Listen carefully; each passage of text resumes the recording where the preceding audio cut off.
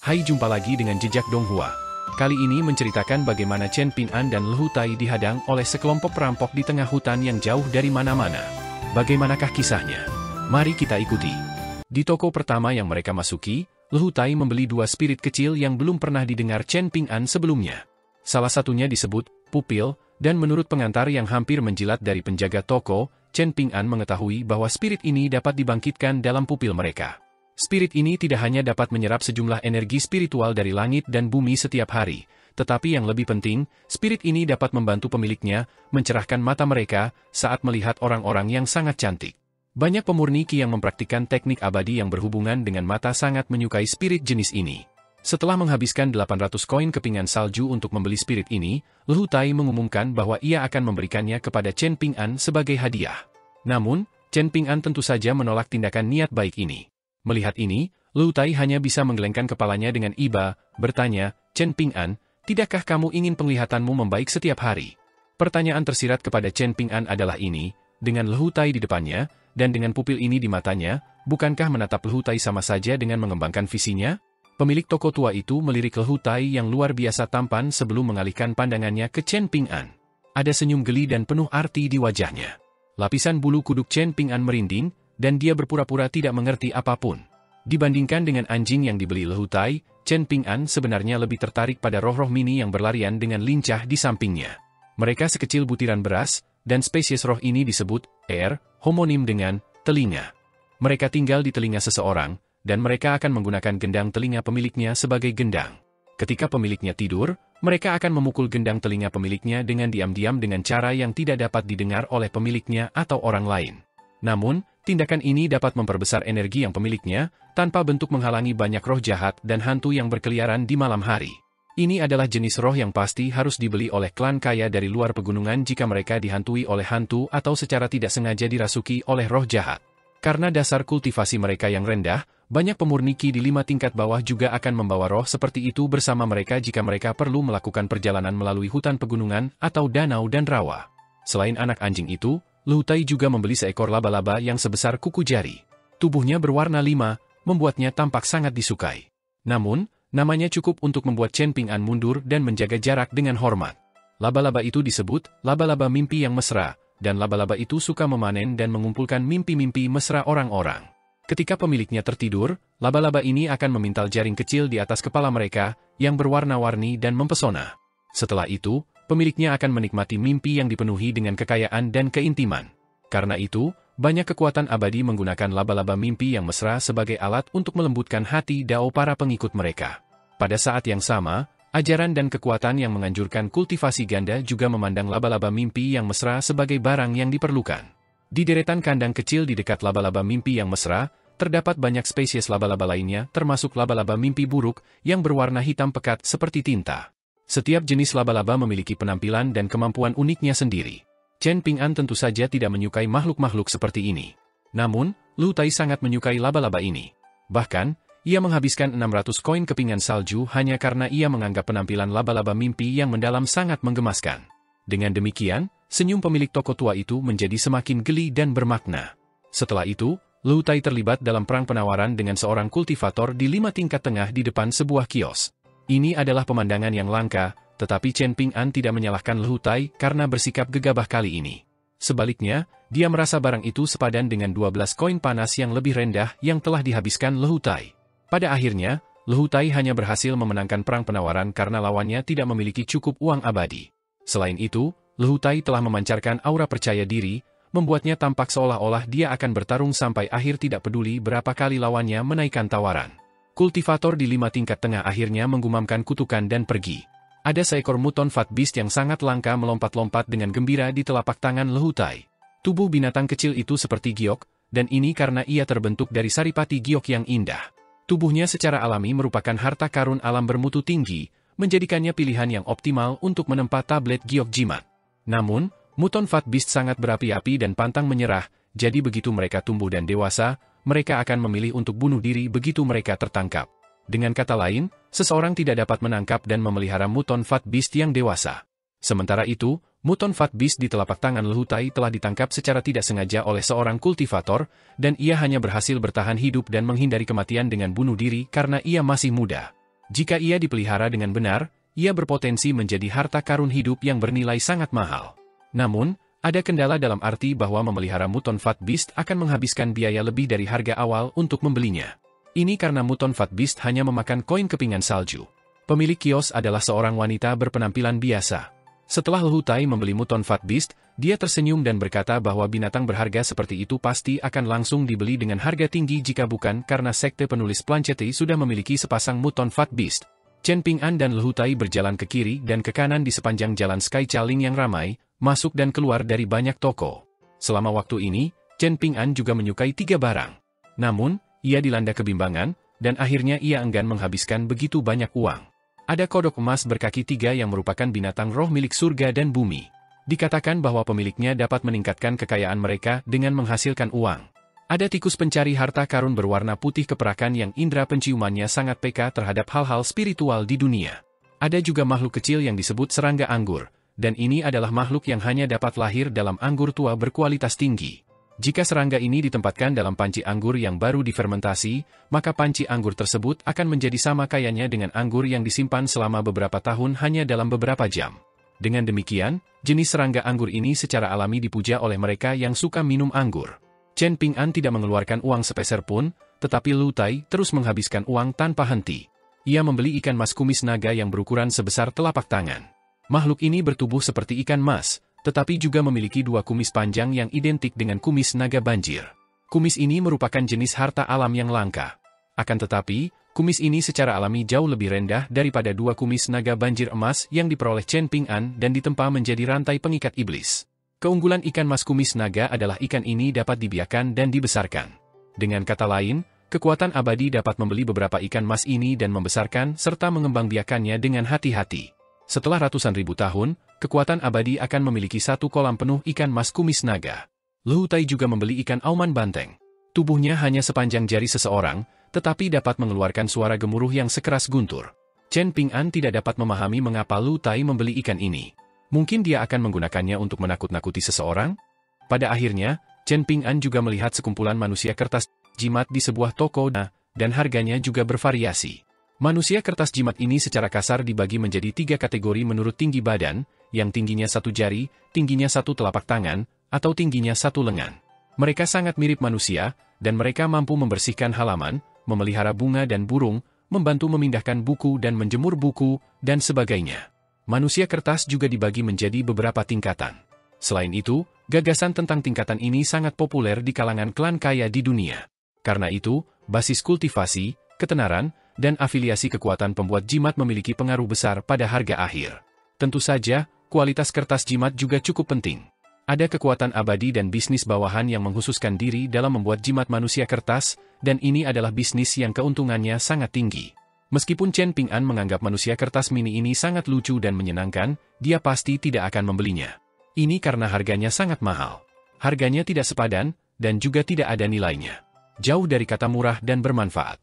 Sementara itu, Lehutai membeli setumpuk besar jimat manusia kertas sekaligus, semuanya termasuk dalam kategori terpendek. Setelah menghabiskan 500 koin kepingan salju lagi, Lehutai berkata bahwa dia bisa membuat manusia kertas ini melakukan pertarungan tiruan di atas meja saat dia bosan. Itu pasti akan menghilangkan kebosanannya. Dalam hal pengeluaran uang, jelas tidak ada kemungkinan saling pengertian dan percakapan antara Chen Ping'an dan Lehutai. Jika seseorang terus melewati jalan pemanggilan langit sejauh 1 hingga 2 km, seseorang akan menemukan sebuah paviliun bernama Paviliun Berhenti Berjalan. Ini menandakan bahwa mereka yang berasal dari luar sekte penulisan Planchette harus berhenti di sini dan tidak melanjutkan perjalanan. Chen Ping'an dan Lehutai yang membawa banyak barang berjalan bersama-sama ke Paviliun Berhenti Berjalan. Saat berjalan mendekat, Chen Ping'an tidak dapat menahan diri untuk tidak melirik Lehutai beberapa kali. Dia sangat penasaran di mana Lehutai meletakkan roh dan makhluk itu. Lehutai memang memiliki harta karun saku, dan memang tidak apa-apa untuk meletakkan barang-barang seperti manusia kertas jimat di dalamnya. Namun, roh dan makhluk hidup dengan energi yang pasti tidak dapat ditempatkan di dalam harta karun saku. Jika tidak, mereka akan meledak dan bahkan berpotensi menyebabkan harta karun saku itu hancur. Chen Ping'an dan Lehutai beristirahat di paviliun untuk beberapa saat, menikmati pemandangan malam di sekitar sekte penulisan Planchette dari kejauhan. Setelah itu, mereka berdua kembali ke jalan pemanggilan langit dan mencari penginapan terdekat untuk bermalam. Namun, hal ini mengakibatkan mereka berdua langsung berpisah. Ini karena Lu Tai ingin tinggal di kediaman abadi yang penuh dengan energi spiritual. Sementara itu, Chen Ping'an tentu saja ingin mencari penginapan tua manapun untuk ditinggali, asalkan harganya sesuai. Malam yang tenang berlalu. Sangat sulit untuk membuat masalah di bawah hidung sekte penulisan Planchette. Tentu saja, ini dilakukan dengan syarat tidak memprovokasi murid-murid sombong dari sekte penulisan Planchette. Chen Ping'an dan Lehu Tai sepakat untuk bertemu di paviliun penghentian jalan di pagi hari. Mereka kemudian akan meninggalkan gunung dan melanjutkan perjalanan ke utara.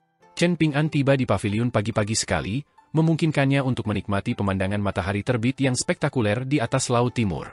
Namun, masih belum ada tanda-tanda Lu Tai bahkan ketika matahari telah terbit tinggi.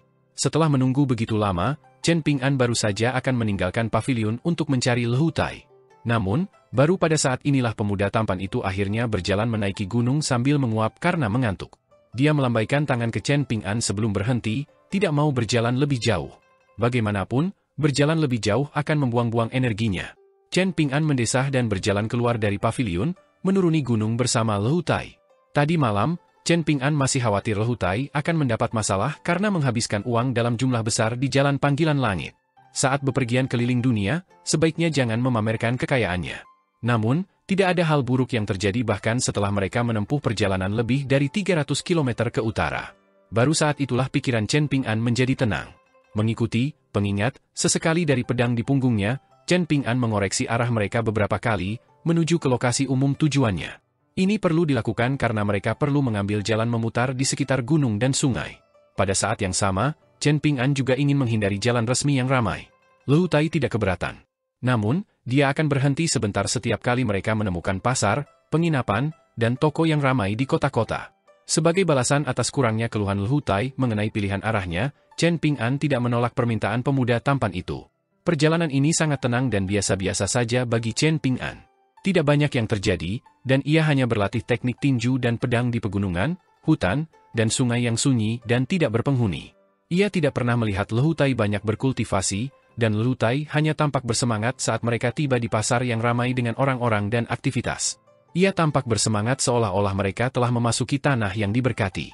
Seiring berjalannya waktu, Lehu Tai akhirnya mengajarkan satu hal kepada Chen Ping'an.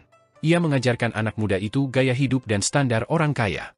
Lehu Tai selalu berhasil menghabiskan uang sesedikit mungkin untuk makan dan minum makanan terbaik. Bahkan jika itu adalah hidangan sederhana, ia dapat menikmatinya seolah-olah ada ribuan tahun sejarah dan budaya di baliknya. Ia entah bagaimana dapat menghubungkan hidangan itu dengan beberapa sastrawan dan orang bijak terkenal. Ia dapat membaca beberapa baris puisi indah untuk setiap teko anggur. Ketika Lehu Tai sesekali membeli buku kuno dari suatu toko buku, ia akan duduk di sana dan memegang buku itu dengan satu tangan sambil dengan malas membalik-balik halaman dengan tangan lainnya. Namun di mata Chen Ping'an, dia merasa seperti inilah aura dan watak yang seharusnya dimiliki oleh para sarjana. Ketika mereka menginap di penginapan, Lehu Tai akan menyeduh sendiri sepoci teh hampir setiap hari. Akan tetapi, ia tidak pernah mengundang Chen Ping'an untuk menikmati teh bersamanya, dan ia malah akan duduk sendiri dan menyeruput teh dengan tenang, tanpa mengucapkan sepatah kata pun. Ia akan tampak tenang dan santai, dipenuhi aura kebenaran dan moralitas. Ketika Lehu Tai memainkan permainan Go dari buku panduan, Chen Ping'an merasa seperti baru pertama kali menyaksikan sikap elegan seperti ini dari Cui Dongshan. Lehu Tai juga memiliki seruling bambu yang terdengar sangat merdu di telinga saat dimainkan di pegunungan dan sungai. Bahkan saat ia duduk malas di suatu tempat sambil menatap bulan sambil memegang kipas lipat di tangannya, ia tetap tampak anggun seperti biasa. Chen Ping'an tahu istilah yang disebut kesenian budaya. Istilah ini sangat merendahkan. Namun, Lehu Tai tidak bersalah atas hal ini. Sama seperti Chen Ping'an yang pada dasarnya adalah orang desa, Lehu Tai adalah orang yang anggun secara alami. Ia adalah seorang sarjana alami. Memiliki uang berarti kaya, sedangkan memahami etiket berarti mulia. Inilah arti sebenarnya dari menjadi bangsawan yang kaya. Chen Ping'an tidak dapat belajar dan meniru pola pikir Fan Er yang cemerlang dan positif. Ia merasa tidak dapat belajar dan meniru sikap Lehu Tai yang anggun dan riang. Pada hari ini, Chen Ping'an berdiri di atas pohon tinggi dan menatap ke kejauhan. Yang mengejutkannya, ia melihat sebuah kastil berdiri di tengah pegunungan yang megah namun jarang penduduknya. Sebelum ini, Chen Ping'an dan Lehu Tai tidak pernah bertemu dengan satu pun roh gunung atau air selama perjalanan mereka. Tempat ini sudah ratusan kilometer dari sekte penulisan Planchette, sekte terkuat di wilayah tengah benua daun parasol. Chen Ping'an awalnya tidak ingin memberitahu Lehu Tai bahwa ada sebuah kastil di kejauhan. Dia ingin fokus pada perjalanan menuju tujuan mereka. Namun, Pemuda tampan yang selama ini tidak tertarik pada gunung dan air tiba-tiba memutuskan untuk melompat ke dahan pohon yang tinggi hari ini. Dia menggoyangkan kipas bambu lipatnya dan terkekeh, bagus sekali, ini lokasi yang bagus untuk membunuh orang dan mencuri barang sebelum membuat bukti palsu dan menjebak orang lain. Chen Ping'an tidak langsung mengerti kata-kata Lu Tai. Namun, tidak lama kemudian dia menyadari sesuatu. Ada sosok-sosok yang mengintai di hutan sekitar, dengan gerakan kecil mereka menimbulkan gemerisik pelan. Meskipun mereka bersembunyi dengan baik dan sangat berhati-hati, penglihatan dan pendengaran Chen Ping'an bahkan lebih baik. Dia segera menyadari bahwa dia dan Lu Tai dikepung. Chen Ping'an melihat sekeliling dan berkata perlahan, "Aku berada di tingkat keempat seni bela diri, dan aku memiliki 2 pedang terbang terikat dan banyak jimat abadi." Seolah-olah saling memahami, Lu Tai tersenyum tipis dan berkata, "Saya adalah pemurniki di tingkat ke-8, tingkat gerbang naga. Dan sungguh kebetulan, saya juga memiliki 2 pedang terbang terikat dan banyak harta abadi." Ada satu orang yang mengenakan jubah putih dengan pedang terikat di punggungnya. Di pinggangnya tergantung labu pemeliharaan pedang yang sudah lama tidak dilepas dan digunakan sebagai labu anggur. Ada satu orang yang mengenakan jubah biru dengan liontin giok yang tergantung di pinggangnya. Orang-orang bangsawan tidak akan melepas liontin giok mereka tanpa alasan. Chen Ping'an dan Lu Tai menghadapi sekelompok besar bandit licik yang telah membuntuti mereka sejauh ratusan kilometer. Selain itu, tidak diragukan lagi bahwa sebagian besar dari mereka adalah pemurniki dari pegunungan. Lu Tai dengan lembut menggoyangkan kipasnya dan tersenyum dengan mata menyipit, bertanya, sebelum melempar tangan, haruskah kita mencoba berbicara dengan mereka untuk mendapatkan alasan? Chen Ping'an mengerutkan bibirnya dan menepuk-nepuk labu anggur di pinggangnya, tanpa mengatakan apapun lagi sebagai balasan. Alasannya ada di dalam labu anggur. Angin musim gugur yang mematikan bertiup kencang di tengah hutan pegunungan. Tidak heran Cui Dongshan pernah membicarakan tentang pencuri dengan ikat pinggang emas. Emosi yang berat membebani pikiran Chen Ping'an. Dikepung dan diburu seperti ini pasti mengingatkannya pada serangan mendadak di hutan pegunungan di negara sisir air. Para pembunuh dari pagoda pembelian kasus dan Grandmaster Lin Gushan dari negara pakaian berwarna-warni telah bekerja sama dengan jahat untuk menyerang Chen Ping'an. Jika bukan karena Xu Lang, Dewa Pedang Bambu Hijau, yang berpindah pihak dan membantu Chen Ping'an, sangat sulit untuk mengatakan siapa yang akan berakhir mati. Chen Ping'an sudah cukup berhati-hati selama perjalanan ke utara ini. Dia sering memanjat ke tempat yang tinggi untuk melihat ke kejauhan, dan dia akan tetap waspada terhadap orang-orang yang membuntuti mereka bahkan ketika dia berkeliaran di jalan-jalan dan pasar bersama Lu Tai. Jadi, fakta bahwa dia tidak menyadari orang-orang ini mengelilinginya dan Lu Tai sudah menjadi tanda yang jelas tentang beratnya masalah ini. Lawan mereka adalah predator yang bersembunyi di balik bayangan, jadi mereka pasti tidak akan menunjukkan keberadaan mereka jika mereka tidak yakin akan meraih kemenangan. Pertempuran sengit akan segera dimulai, dan Lu Tai tampak sedikit kurang percaya diri saat bertanya, "Chen Ping'an, kamu bukan benar-benar seniman bela diri tingkat 4, kan?" Chen Ping'an sedikit terkejut. Dia tidak tahu mengapa Lu Tai tiba-tiba mengajukan pertanyaan seperti itu. Namun, dia tetap mengangguk dan menjawab, "Tentu saja aku tahu." Lu Tai mendengus dan mengungkapkan dengan jujur, "Dan disinilah aku, mengira bahwa kamu berada di tingkat ke-5 dan sengaja menyembunyikan basis kultivasimu yang sebenarnya dariku. Sebenarnya, itu akan lebih normal. Saat menjelajahi dunia kultivasi, siapa yang tidak menggunakan beberapa teknik ilusi? Misalnya, aku sedikit melebih-lebihkan basis kultivasiku. Aku tidak berada di tingkat gerbang naga, dan aku sebenarnya berada di tingkat ke-6, tingkat pengamatan laut." Chen Ping'an melotot ke arah Lu Tai dan berseru, "Kamu masih melakukan trik seperti ini di saat yang berbahaya? Apakah kamu mencari kematian?" Lu Tai salah, jadi dia tidak membalas Chen Ping'an. Sebaliknya, dia hanya menggerutu tanpa henti dalam benaknya. Dengan ketukan kakinya, Lu Tai membuat dahan di bawahnya bergoyang saat ia melompat ke puncak pohon.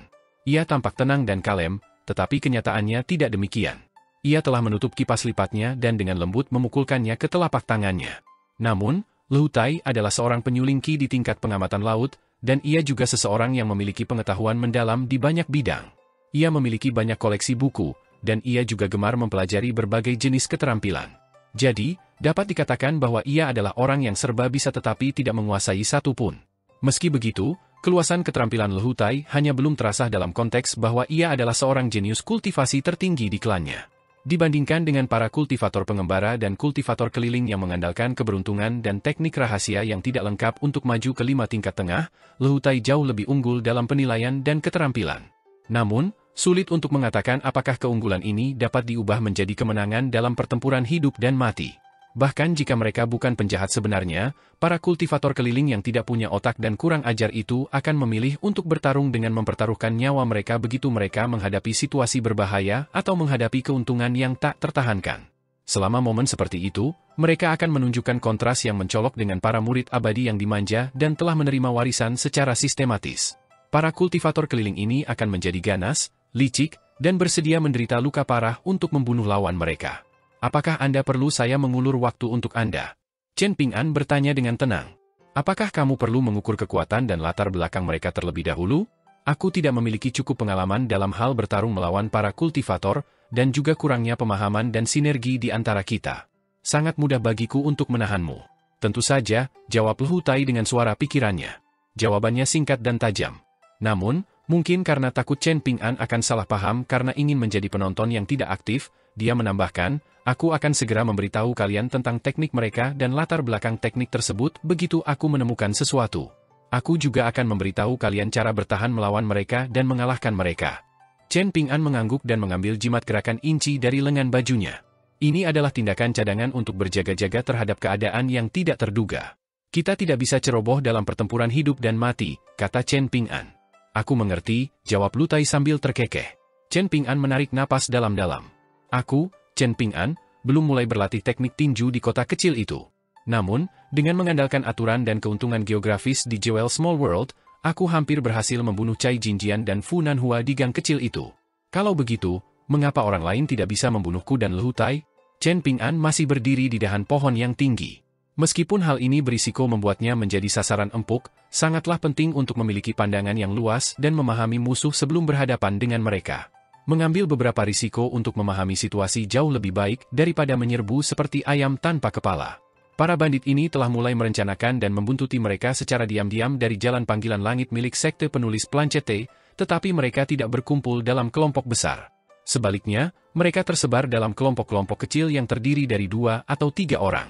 Namun, jumlah bandit yang terlihat sudah berjumlah sekitar 10 orang. Mereka seperti sekawanan serigala yang mendekati mangsanya. Siapa kalian? Chen Ping'an bertanya dengan suara serius. Tidak seorang pun menjawab.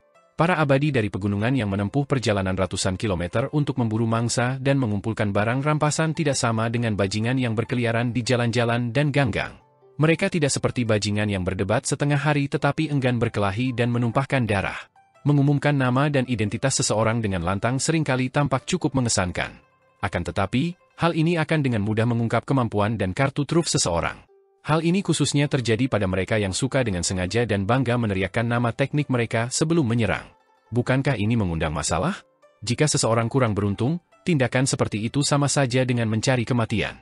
Meskipun Chen Ping'an belum pernah melihat 2 pedang terbang Lu Tai sebelumnya, nama Needle Tip dan Wyatt Aun sudah cukup menjadi informasi baginya untuk membuat beberapa spekulasi. Sangat mungkin bahwa pedang terbang ini menghususkan diri pada serangan yang terfokus dan intens daripada serangan area of effect yang menyapu. Lu Tai menggunakan suara pikirannya untuk diam-diam memberitahu Chen Ping'an tentang situasi saat ini. Melihat musuh tepat di depan Chen Ping'an, mereka harus sangat berhati-hati terhadap pria kekar dengan cambuk besi di tangannya serta orang yang berdiri di sampingnya. Orang lain ini jelas seorang ahli pedang yang telah mengambil jalan yang berbeda. Dia bukan pemurni Qi, tetapi dia juga bukan seniman bela diri murni. Meskipun orang-orang seperti itu tidak memiliki pedang terbang yang terikat, menjadikan mereka kultivator kasar yang suka mengacungkan pedang di dunia kultivasi, mereka dapat menggunakan Qi mereka untuk memanipulasi pedang mereka dengan cara yang membuat pedang itu tampak seperti pedang terbang yang terikat bagi orang lain. Namun, ini tentu saja berbeda dari kinesis pedang asli yang dilakukan oleh kultivator pedang. Sedangkan untuk pria kekar dengan cambuk besi, dia adalah seorang kultivator yang telah melunakkan fisiknya menurut beberapa metode sesat dari sekte militer. Namun, sulit untuk mengatakan apakah dia seorang pemurni Qi atau seniman bela diri murni, meskipun yang terakhir lebih mungkin. Pria kekar itu berotot dengan urat menonjol, tingginya hampir 9 kaki dan memancarkan aura yang mendominasi. Ada 2 cambuk besi di tangannya, dan dia terkekeh dingin saat melihat Chen Ping'an melalui dahan-dahan yang jarang, berkata, "Bagus sekali, bocah nakal. Kau benar-benar orang yang sangat licik. Kau sengaja berjalan dengan langkah kaki yang tidak rata saat kau pergi ke pavilion Cheas Walking di sekte penulisan Planchette, dan itu hampir membuatku salah menilai kekuatanmu. Kupikir kau hanya seniman bela diri tingkat 3. Namun, setelah berjalan ratusan kilometer dari Gunung Pakaian Gantung, akhirnya aku menyadari bahwa langkah kakimu sebenarnya sangat ringan dan teratur. mengabaikan dasar kultivasimu dan hanya berfokus pada kewaspadaan dan kehati-hatianmu. Pria kekar itu mengangkat cambuk besi di tangan kirinya sebelum melanjutkan dengan senyum kejam, kau pantas dihantam kepalamu dengan satu pukulan dari cambuk besiku. Pria kekar itu berbicara dalam dialek resmi benua daun payung. Pada saat ini, Luhutai bukan lagi pria feminin yang suka merias wajah. Ia bukan lagi tuan muda yang anggun dari klan bangsawan.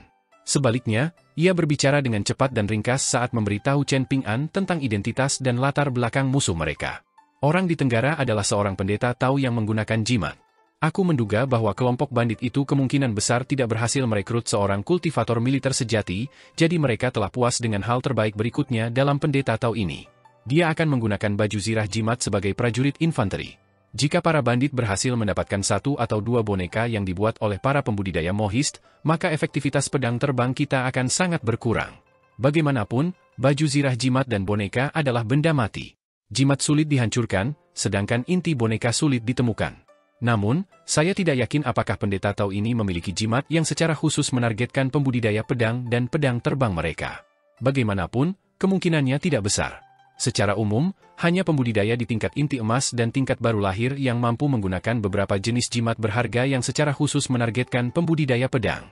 Tetapi jika kita benar-benar tidak beruntung, maka akan sangat sulit untuk mengatakannya. Misalnya, pendeta Tao mungkin memiliki dua jenis jimat tingkat tinggi yang disebut sarung pedang dan penyegelan gunung.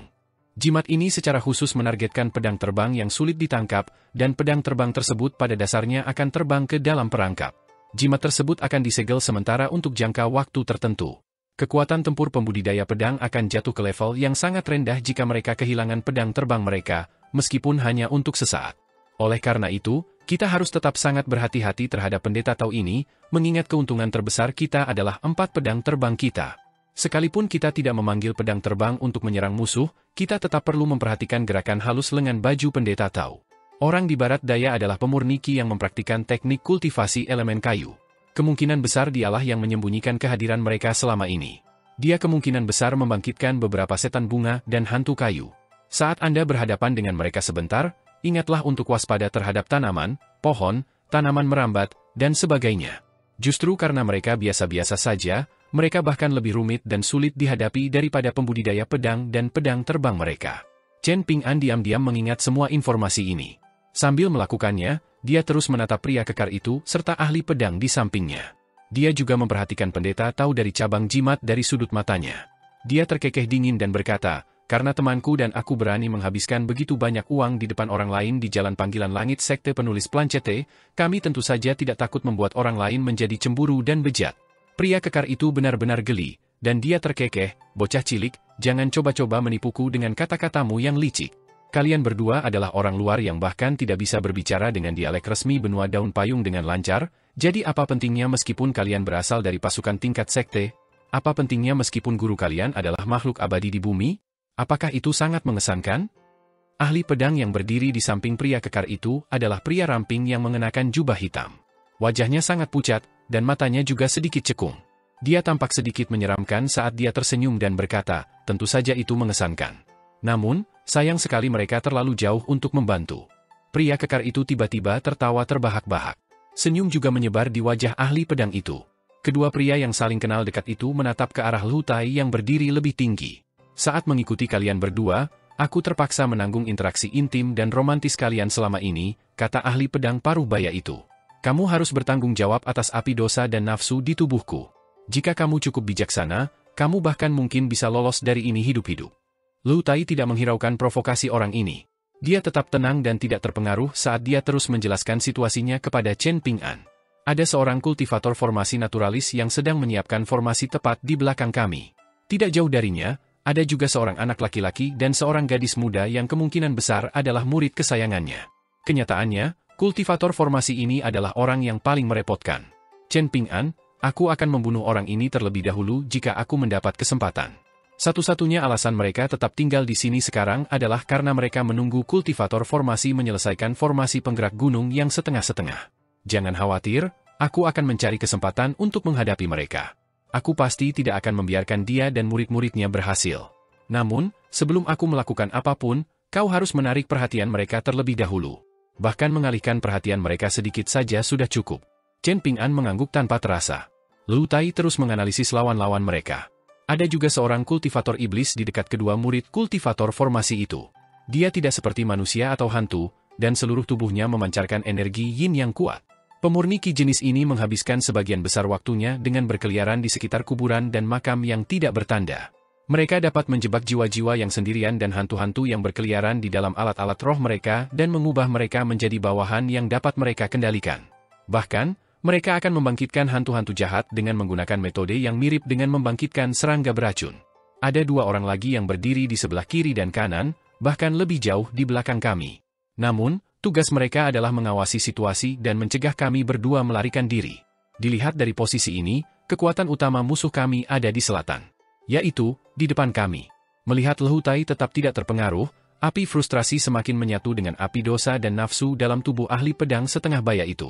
Ada senyum yang mengganggu di wajahnya saat dia bertanya, apakah kalian berdua sudah menjadi satu? Chen Ping'an sama sekali tidak mengerti apa yang ingin dikatakan ahli pedang itu. Dia hanya berpura-pura bahwa ahli pedang itu menggunakan beberapa jargon yang umum di antara para kultivator dari pegunungan. Atau mungkin dia mengatakan beberapa hal aneh yang tidak pantas diperhatikan. Namun, dia mendeteksi sedikit amarah dari Lu Tai saat ini. Sebenarnya, Lu Tai berhenti berkomunikasi dengan Chen Ping'an menggunakan suara pikirannya. Dia secara mengejutkan berubah pikiran dan melotot ke ahli pedang setengah baya itu, berkata dengan ekspresi muram, Chen Ping'an, akulah yang menyebabkan masalah ini sejak awal, jadi kamu bisa fokus untuk pergi ke utara sendiri terlebih dahulu. Aku akan menghadapi mereka sendirian. Bisakah kamu membunuh mereka semua dan kemudian pergi dengan aman sendiri? Tanya Chen Ping'an. Lu Tai tidak menjawab. Apakah kau begitu suka mati di tempat terpencil tanpa tanah pemakaman? Apakah kau akan senang jika tidak ada yang bisa menemukan mayatmu? Bentak Chen Ping'an. Lu Tai meludah sebelum terkekeh, jangan mengutukku. Chen Ping'an terdiam dan tetap tidak bergerak di tempat yang sama untuk beberapa saat. Baru kemudian dia akhirnya berkata, kalau begitu, jangan banyak bicara omong kosong dan bunuh lebih banyak orang. Lu Tai tiba-tiba berbicara kepada Chen Ping'an menggunakan suara pikirannya lagi, berseru, sekarang. Chen Ping'an sama sekali tidak ragu. Dia menjepit jimat gerakan inci di lengan bajunya, yang telah digambar menurut buku penghindaran kematian yang otentik. Dia kemudian menghilang dalam sekejap. Ahli pedang setengah baya yang mengenakan jubah hitam dengan lengan baju besar segera menegang, mengetahui bahwa segala sesuatunya bergerak ke arah yang sangat tidak menguntungkan. Untungnya, pria kekar itu sudah melangkah maju dan melindungi ahli pedang setengah baya di belakangnya. Tidak hanya itu, dia juga dengan cepat mengayunkan cambuk besinya ke ruang di depannya, sambil berkata, cukup menarik. Setelah tiba-tiba muncul di depan pria kekar dan ahli pedang setengah baya itu, Chen Ping'an secara mengejutkan tidak mencoba menghindari serangan agresif pria kekar itu. Sebaliknya, dia menyerang ke depan dengan lebih tegas, berniat untuk terlibat dalam pertempuran jarak dekat dengan lawan-lawannya. Namun, dia memiringkan kepalanya sedikit dan membungkukkan punggungnya, menggunakan ki abadi, pedang di punggungnya, untuk menahan serangan cambuk besi itu dengan kuat. Pada saat yang sama, dia menggunakan teknik tabrakan dewa untuk menghancurkan dada pria kekar itu. 1 pukulan yang mendarat berarti 10 pukulan atau bahkan 100 pukulan yang mendarat. Jika Chen Ping'an memiliki cukup energi, dan jika ia mampu melancarkan pukulan demi pukulan, maka apa bedanya bahkan jika lawannya adalah Dewa Emas Zenith Heaven yang legendaris? Tubuh emas mereka akan tetap hancur total. Ahli pedang setengah baya itu hanya goyah sesaat, dan tidak lama kemudian semburan biru terbang keluar dari lengan bajunya yang besar. Sementara itu, pria kekar itu memuntahkan seteguk darah saat dia terhuyung mundur 5 hingga 6 langkah. Dia mengacungkan 1 cambuk di depannya, menciptakan pertahanan kedap air. Pada saat yang sama, dia merong sekuat tenaga, lindungi kultivator formasi. Pada saat yang hampir bersamaan, Chen Ping'an mengeluarkan perintah diam-diam dengan pikirannya, berkata, ke-15. Sinar pedang hijau zamrud dan ramping langsung meledak dari labu pemelihara pedangnya. Pendeta tahu dari cabang jimat itu terkekeh dingin dan mencibir, sungguh mengejutkan, kamu benar-benar seorang kultivator pedang. Pria kekar itu tiba-tiba merasakan sakit yang membakar menjalar dari bahu kirinya. Jantungnya bergetar hebat. Bagaimana mungkin pedang terbang ini bisa begitu cepat? Setelah melancarkan pukulan pertama, dan sebelum melancarkan pukulan ketiga dari teknik tabuh dewa. Tak lama setelah ke-15 meninggalkan labu pemeliharaan pedang, terdengar suara dentang saat sinar pedang itu pecah dari lengan ahli pedang setengah baya itu. Namun, sinar pedang itu langsung diselimuti oleh jimat merah menyala, tak peduli bagaimana jimat itu terbang dan menyerang jimat itu. Ahli pedang setengah baya itu memasang ekspresi ganas saat dia melambaikan lengan bajunya yang besar lagi, melepaskan pedang terbang lainnya. Chen Ping'an terus mengabaikan manipulasi pedang yang terampil dari ahli pedang setengah baya itu, hampir seperti hantu saat dia tiba di belakang pria kekar itu dan dengan kuat menghantamkan pukulan ketiga ke punggungnya. Aura tinju dari pukulannya yang ganas langsung menyapu jantung pria kekar itu. Chen Ping'an menurunkan targetnya ke kanan, langsung menyerang tulang belakang pria kekar itu dengan pukulan keempatnya. Sementara itu, pendeta Tao menggunakan jimat lain yang sangat berharga untuk menjebak pertama, pedang terbang tambahan yang sekali lagi menghancurkan sinar pedang ahli pedang itu. Ekspresi pendeta Tao tua itu pucat pasi. Kelopak matanya berkedut, dan hatinya sangat sakit. Seolah-olah darah menetes dari hatinya. Bajingan muda ini benar-benar memiliki dua pedang terbang. Mungkin labu anggur merah kecil di pinggang anak laki-laki itu sebenarnya adalah labu pemeliharaan pedang? Saat memikirkan hal ini, ekspresi penuh semangat segera muncul di mata pendeta Tao tua itu. Baiklah, benar-benar luar biasa. Layak bagiku untuk menggunakan dua kartu truf berharga sekaligus. Aku akan tetap menang asalkan kita berhasil. Lapisan ki pelindung di sekitar tubuh pria kekar itu telah dilenyapkan oleh pukulan ketiga Chen Ping'an. Akibatnya, pukulan keempat Chen Ping'an benar-benar menghantam tulang belakang pria kekar itu. Terdengar serangkaian suara retakan lembut. Orang lain mungkin tidak terlalu memperhatikan ini, tetapi pria kekar itu sangat ketakutan sehingga jiwanya hampir meninggalkan tubuhnya. Punggungnya akan benar-benar hancur jika dia ditusuk oleh pukulan lain. Pria kekar itu tidak lagi berani menahan diri, menghentakkan kakinya dengan keras dan melingkarkan tangan kirinya di pergelangan tangan kanannya. Dia menyatukan jari telunjuk dan jari tengah tangan kanannya, dan dia melengkungkan punggungnya seolah-olah dia adalah harimau yang sedang berjingkrak dan siap menyerang. Matanya langsung menjadi seputih salju, dan darah, urat, dan tulangnya langsung dipenuhi kekuatan. Seolah-olah dia adalah dewa yang turun ke dunia. Setelah itu, dia berubah menjadi layang-layang dengan tali yang putus saat dia terlempar ke depan oleh pukulan kelima Chen Ping'an. Dia jatuh ke tanah dengan bunyi keras. Namun, Chen Ping'an juga tidak merasa terlalu baik. Punggungnya dihantam oleh cambuk besi pria kekar itu, dan hampir setengah dari kekuatan itu menghantam tubuhnya meskipun cambuk itu sebenarnya telah mengenai ki abadi. Baik si pertama maupun si ke-15 terperangkap oleh jimat berharga pendeta Tao tua itu, tidak dapat melepaskan diri untuk sementara waktu. Untuk berhasil melemparkan pukulan kelima dari teknik gendang dewa, Chen Ping'an juga telah dihantam oleh sinar pedang yang diluncurkan oleh ahli pedang setengah baya itu. Sinar pedang itu telah menembus bahunya, meninggalkan luka berdarah. Namun, aura Chen Ping'an tidak goyah, dan malah tumbuh lebih kuat. Jiwanya terkondensasi dan niat tinjunya mengamuk, sedemikian rupa sehingga hampir terlihat oleh mata telanjang. Jelas bahwa dia tidak melakukan perlawanan terakhir. Sebaliknya, auranya masih meningkat secara eksplosif. Seolah-olah dia adalah matahari yang terbit di atas laut timur, ditakdirkan untuk mencapai puncak di langit. Anak muda itu tidak bisa menahan senyumnya. Luka kecil seperti ini tidak berarti apa-apa baginya. Meskipun pemuda berpakaian putih itu dikepung, dia memilih untuk maju daripada mundur. Setelah melancarkan beberapa pukulan, dia telah membuat pria kekar itu tidak mampu melawan. Hal ini menanam benih kegelisahan dan kecemasan di hati para bandit.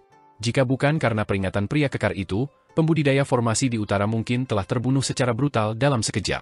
Pada saat itu, lelaki tua itu telah berjongkok di tanah dan mengatur formasi penggerak gunung untuk semua orang. Dia telah menanam beberapa bendera kuning tanah kecil di tanah. Meskipun dia tidak mendeteksi adanya bahaya, dia tetap memilih untuk memukul dadanya sendiri tanpa ragu-ragu, menghancurkan jimat pengganti yang tersembunyi dan sangat berharga di pakaiannya dan langsung bertukar posisi dengan salah satu murid mudanya. Dalam sekejap mata, pedang terbang yang tampaknya nyata namun tidak berwujud telah turun dari langit seperti jarum yang menusuk ke dalam air. Kecepatannya luar biasa besar, dan meninggalkan riak udara yang ditinggalkannya. Seorang anak laki-laki muda yang kebingungan telah dibelah secara brutal, terbelah menjadi dua dari kepala hingga pinggangnya. Kedua bagian mayatnya kemudian jatuh ke tanah, membuat organ dan usus berhamburan kemana-mana. Ini adalah pemandangan yang mengerikan dan mengerikan. Pedang terbang yang jauh lebih besar dari pedang para pembudidaya pedang biasa kemudian menghilang ke tanah dalam sekejap. Namun, pedang itu tidak merusak tanah sama sekali. Itu tidak diragukan lagi adalah pedang terbang milik seorang pembudidaya pedang. Pada saat berikutnya, pembudidaya formasi mengulurkan tangan lagi dan memukul dadanya, tampaknya menggunakan jimat pengganti lainnya. Dia berencana untuk mengorbankan murid langsungnya yang kedua untuk menjamin keselamatannya sendiri. Namun kali ini, pembudidaya iblis yang terkejut saat itu akhirnya mampu bereaksi. Dia tidak tinggal diam meskipun dia berdiri jauh, dan dia mengambil sebuah pot tanah liat kecil dan hitam pekat yang ditutupi dengan prasasti simbol-simbol jimat. Dia diam-diam melafalkan mantra dan dengan ringan menggoyangkan pot tanah liat itu maju mundur beberapa kali. Asap hitam pekat membumbung tinggi ke langit, terbelah menjadi 3 aliran saat meninggalkan pot tanah liat. Aliran asap hitam ini terbang menuju kultivator formasi, murid perempuannya yang masih muda, dan Lehutai yang mengendalikan pedang terbangnya dari dahan pohon yang tinggi. Pedang terbangnya muncul di udara lagi, sekali lagi menebas musuh. Namun, pedang itu tidak menebas kultivator formasi yang telah menghancurkan jimat lainnya, dan malah menebas gadis muda itu dengan ekspresi ketakutan. Awan asap hitam yang bergolak yang terbentuk dari entitas yin dan hantu yang tak terhitung jumlahnya menyebar di atas kepala gadis muda itu, membentuk penghalang pertahanan untuk melindunginya. Namun, pedang terbang raksasa itu terlalu kuat, dan dengan mudah mengiris awan asap hitam seperti pisau panas yang memotong mentega. Sama seperti sebelumnya, pedang itu membelah gadis muda itu menjadi dua dari kepala hingga pinggang. Gadis muda yang baru berusia 13 atau 14 tahun itu terbunuh begitu saja, jatuh di jalannya untuk mencari dao besar. Setelah bekerja keras dan menghadapi banyak tantangan untuk memperoleh umur panjang, ia akhirnya tidak dapat mencapai usia 20 tahun. Ada ekspresi gelap di wajah Lehutai saat dia menyandarkan tangannya di batang pohon. Kekuatan iblis benar-benar selalu selangkah lebih maju. Yang mengejutkan Lehutai, kultivator formasi itu sebenarnya tidak mengaktifkan jimat pengganti. Memukul dadanya hanyalah tipu muslihat agar Lehutai mengincar gadis muda itu. Namun, Lehutai tidak frustrasi setelah kalah dalam pertarungan ini. Dalam hal berkultivasi di pegunungan, mereka yang bodoh bahkan tidak memiliki hak untuk memasuki pegunungan. Selain itu, tidak peduli seberapa bodohnya seseorang, dan bahkan jika mereka telah hidup seperti anjing selama puluhan hingga ratusan tahun, mereka tetap akan menjadi roh anjing yang kuat meskipun mereka benar-benar seekor anjing. Dengan kata lain, tidak ada yang mudah dikalahkan. Meskipun pedang terbang Lehutai berukuran sangat besar, kecepatannya saat bergerak sungguh tak terduga. Lehutai tetap berdiri di tempat yang sama, membiarkan aliran asap hitam menyerbu ke arahnya dengan ganas. Setelah pedang terbangnya membunuh gadis muda itu, pedang itu terbang kembali di depannya dalam sekejap, menghancurkan aliran asap hitam yang dipenuhi kebencian, ratapan kesakitan, dan wajah-wajah yang terdistorsi. Penggarap iblis itu terus menggoyang-goyangkan pot tanah liat kecil itu maju mundur, tertawa dengan cara yang menyeramkan dan berkata, "Kamu berani merusak entitas yinku? Kalau begitu, biarkan aku melihat berapa banyak lagi energi spiritual yang mampu kamu sia-siakan." Semburan asap hitam mengepul dari pot tanah liat kecil, dan seolah-olah ada bunga hitam besar yang mekar di telapak tangan kultivator iblis. Kultivator formasi itu benar-benar takut musuhnya akan melepaskan serangan pedang lagi padanya. Karena tidak punya pilihan lain, dia mengambil segenggam besar manik-manik seputih salju dan menyebarkannya ke sekitarnya. Lusinan manik-manik melayang di udara di sekitar kultivator formasi, berkumpul bersama untuk membentuk 3 aspek, 4 divisi, 7 bintang, 8 trigram, dan 9 istana.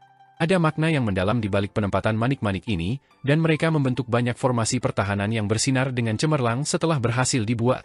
Di bawah penerangan mereka, kultivator formasi tampak cemerlang dan mengesankan tanpa batas.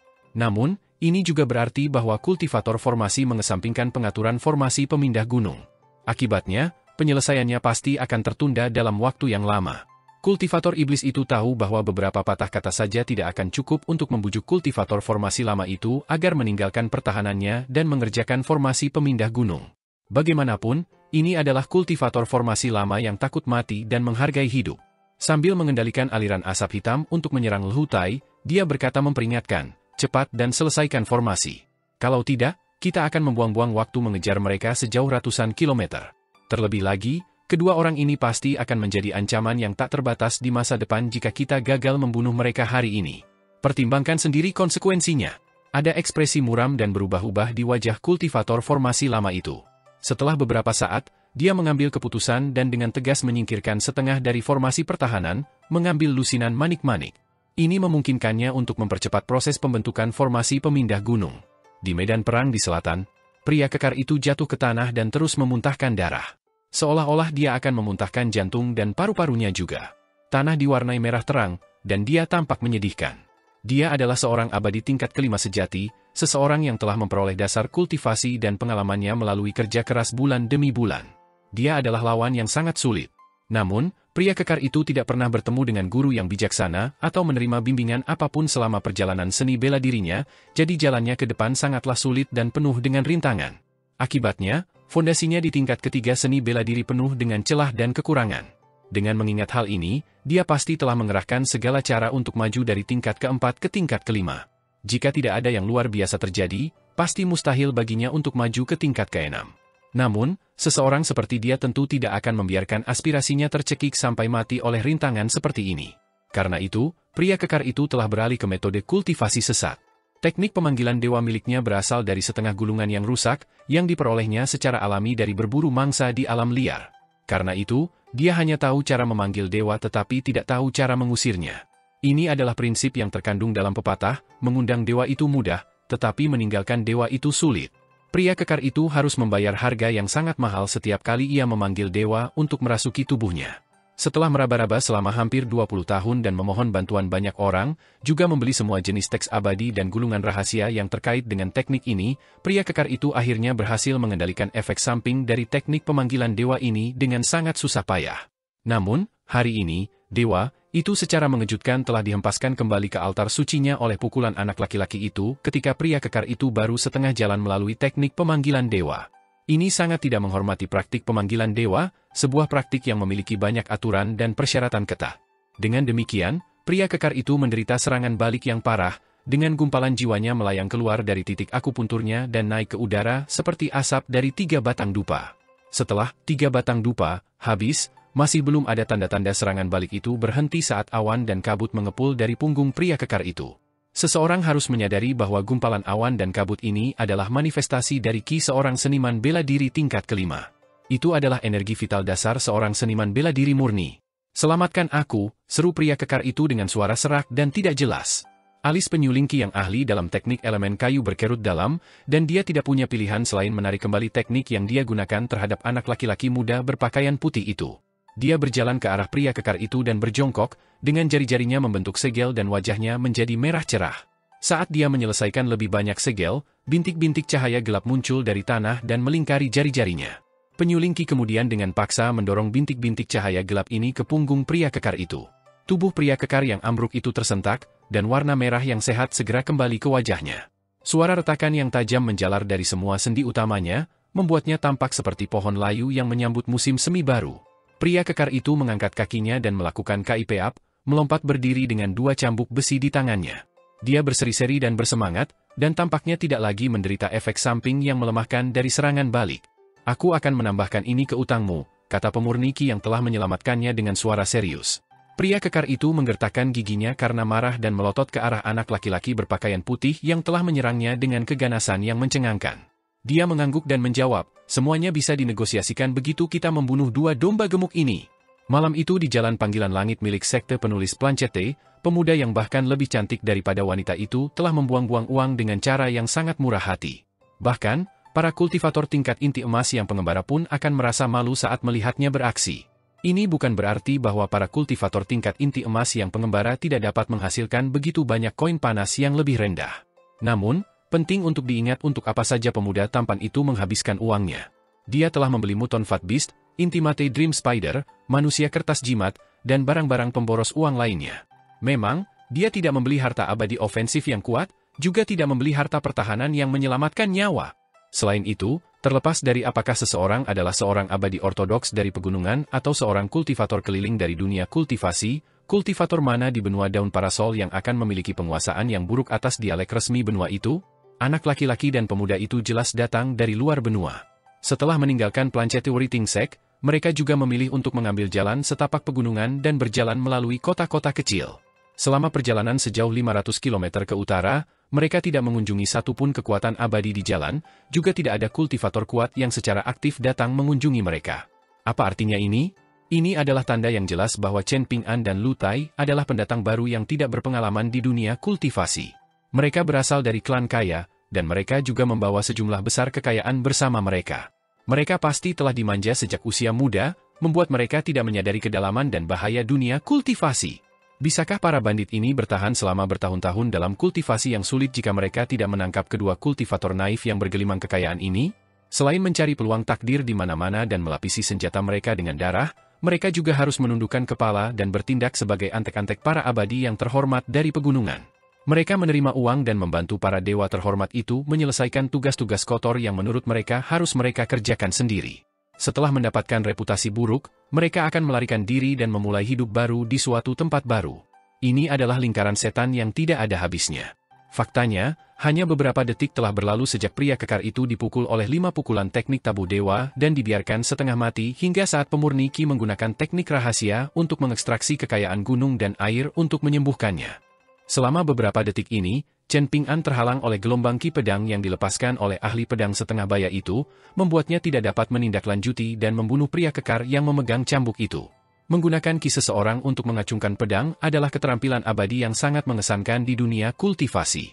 Ada banyak puisi dan cerita di daerah yang kurang informasi yang berbicara tentang penggunaan apa yang disebut pedang terbang untuk memenggal kepala musuh dari jarak ratusan kilometer. Padahal, karya sastra tersebut bukanlah ditujukan kepada para pendekar pedang, melainkan kepada para pendekar pedang yang kerap kali memperlihatkan diri di hadapan masyarakat awam. Dibandingkan dengan para dewa pedang dari pegunungan dan praktisi pedang dari dunia kultivasi, para ahli pedang yang biasa-biasa saja terjebak dalam situasi yang canggung di mana mereka terlalu lemah untuk menjadi dewa pedang tetapi terlalu sombong untuk menganggap diri mereka sebagai praktisi pedang. Bagaimanapun, para ahli pedang adalah sekelompok orang yang suka memancing ketenaran. Ketika para ahli pedang memanipulasi pedang untuk menyerang musuh, mereka sering melepaskan ki pedang dan pedang fisik. Yang pertama akan menjadi kuat karena jumlah ki pedang yang dapat dilepaskan sangat banyak, sedangkan yang kedua akan menjadi kuat karena kekuatannya yang mengesankan. Ledakan ki pedang seperti kavaleri ringan yang menyerbu untuk menciptakan keuntungan, sementara pedang fisik seperti kavaleri berat yang bergemuruh untuk mendapatkan keuntungan dan memperoleh kemenangan akhir. Keduanya penting untuk memperoleh kemenangan. Ahli pedang setengah baya yang berhadapan dengan Chen Ping'an jelas merupakan individu yang terampil di bidangnya. Gelombang cahaya biru yang bersinar beriak di lengan bajunya yang bengkak dari mana semburan demi semburan ki pedang biru melesat maju dengan cara yang sangat intens. Untungnya, ahli pedang hanya dapat mengendalikan 2 dari banyak semburan ki pedang sekaligus. Hasilnya, Chen Ping'an dapat menghindari pedang ki dengan mudah, dan dia sama sekali tidak terancam oleh serangan-serangan ini. Namun, dia benar-benar tertahan dan tidak mampu menghadapi pria kekar itu. Chen Ping'an tidak memilih untuk mengambil risiko cedera parah untuk membunuh musuhnya. Dia telah melukai pria kekar itu dengan parah saat itu, tetapi dia gagal membunuhnya karena ahli pedang setengah baya itu menahannya. Pada akhirnya, pemurni ki yang ahli dalam teknik elemen kayu telah menyelamatkan pria kekar itu. Meski begitu, Chen Ping'an masih berpura-pura ingin menyerbu. Hal ini menyebabkan ahli pedang itu salah menilai situasi dan meninggalkan seberkas pedang ki yang menunggu di dekat pria kekar itu. Ini adalah seberkas pedang ki yang dapat dia kendalikan. Namun, Chen Ping'an tiba-tiba meningkatkan kecepatannya dan langsung menyerbu ke arah ahli pedang itu, hampir membuatnya berada dalam jarak 3 meter darinya. Ahli pedang itu ketakutan, dengan keringat dingin langsung membasahi tubuhnya. Dia tidak punya pilihan selain menggunakan kartu trufnya yang sebenarnya. Pedang fisik kecil terbang keluar bukan dari lengan ahli pedang, tetapi diam-diam dari rambutnya. Ternyata, jepit rambut gioknya sebenarnya adalah sarung pedang mini yang digunakan untuk menyembunyikan pedang kecilnya. Pedang kecil yang sangat ramping ini tidak memiliki gagang dan berbentuk seperti daun willow hijau zamrud. Pedang itu terbang berputar-putar di sekitar ahli pedang, meninggalkan jejak cahaya hijau lembut di belakangnya.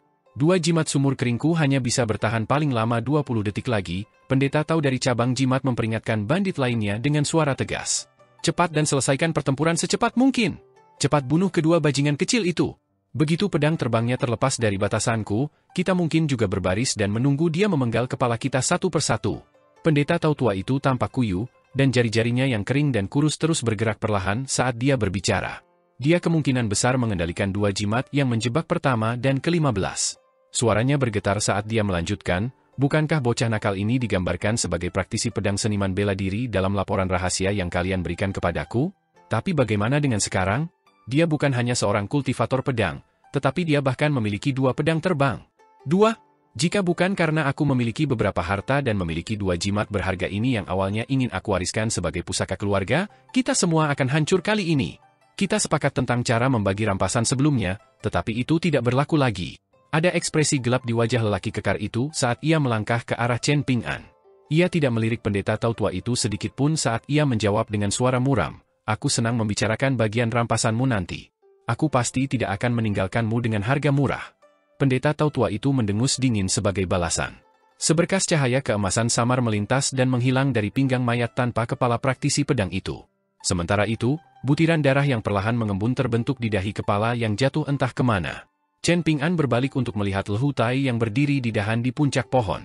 Lehu Tai mengangkat alisnya dan mengulurkan jarinya, memutarnya dengan lembut di udara dan menyebabkan seutas benang emas perlahan melingkari jarinya. Chen Ping'an tidak akan melihat ini jika bukan karena penglihatannya yang sangat kuat. Setelah jubah dao emas Chen Ping'an, Golden Sweet Wine, terekspos, robekan kecil di daerah bahu yang disebabkan oleh sinar pedang ahli pedang itu telah memperbaiki dirinya sendiri dan menjadi sempurna lagi. Ini adalah relik abadi dari seorang abadi tingkat 5 atas yang selalu dikenakan oleh naga banjir emas tua di tingkat baru lahir, jadi tentu saja itu tidak sama dengan jubah dao biasa. Bahkan hutan bambu tinta, jubah dao milik tetua tamu dari sekte tablet giok yang telah berkelana di Pulau Osmanthus, jauh lebih rendah daripada anggur manis emas.